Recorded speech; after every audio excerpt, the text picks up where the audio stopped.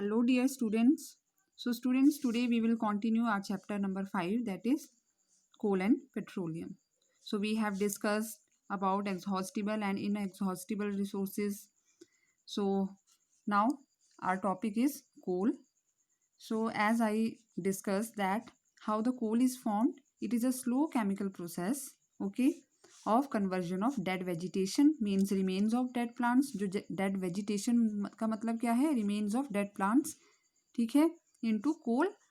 किस वजह से कन्वर्ट होते हैं वो? Under the influence of high temperature and pressure, और इस प्रोसेस को बोलते हैं कार्बोनाइजेशन. ओके, सो बच्चों अब हम इस डायग्राम के थ्रू समझते हैं कि किस तरह से कार्बोनाइजेशन होती है, मीन्स कोल बनता है. सो you can see here it's a used forest, means these are the plants. Okay, so coal is formed about 300 million years ago. ये जो प्लांट्स हैं या ट्रीज हैं, ठीक है, ये जो हैं अर्थ के नीचे दब गए, ठीक है, और स्लोली जो है दे कन्वर्ट इनटू कोल. ठीक है, आप देख सकते हैं ये फॉरेस्ट हैं, ठीक है. तो huge forest grew around 300 million years ago. 300 million year ago जो है इस तरह के फॉरेस्ट होंगे, ठीक है, covering most of the earth, हमारी अर्थ पे. ठीक है, तो नेचुरल कैलामिटी के कारण, नेचुरल कैलामिटी का मतलब क्या है? जैसे अर्थक्वेक है या वल्केनो है, इसकी वजह से, इन नेचुरल कैलामिटी की वजह से ये जो फॉरेस्ट हैं वो सॉइल के नीचे दब गए, यू कैन सी. ठीक है, सॉइल के नीचे दबने से क्या हुआ, ये जो प्लांट्स हैं, ठीक है, the remains of dead plants converted into पीट कोल. तो मीन्स जो ये कोल बना सबसे पहले वो बना पीट कोल. ठीक है, पीट कोल इस तरह का, इसको हम पीट कोल बोलेंगे. ठीक है, तो पीट कोल में कार्बन होता है अबाउट 60%. तो मैंने आपको बताया था कि कोल में क्या है, मेन होता है कार्बन. ठीक है, मेन एलिमेंट कौन सा होता है? कार्बन होता है. तो 60% जो है इसमें कार्बन होता है. ठीक है, फिर क्या है, ये जो पीट कोल है इसके ऊपर और प्रेशर पड़ा और कंप्रेशन हुआ. ठीक है, peat coal got compressed between the sediment layers, और नीचे दब गया ये पीट कोल, एंड और ज़्यादा प्रेशर और टेम्परेचर के कारण जो है ये कन्वर्ट हो गया लिग्नाइट कोल में. ठीक है, दिस वन. ठीक है, तो फर्स्ट वन पीट कोल बना सबसे पहले. तो पीट कोल के ऊपर जब और कंप्रेशन हुआ, ये कंप्रेस्ड हुआ, और इसके ऊपर जो है हाई टेम्परेचर और हाई प्रेशर के कारण this coal is changes into lignite coal. Okay, so lignite coal contains about 60 to 70% carbon. ठीक है, पीट कोल में है 60% carbon approximately, and in lignite coal 60 to 70% carbon.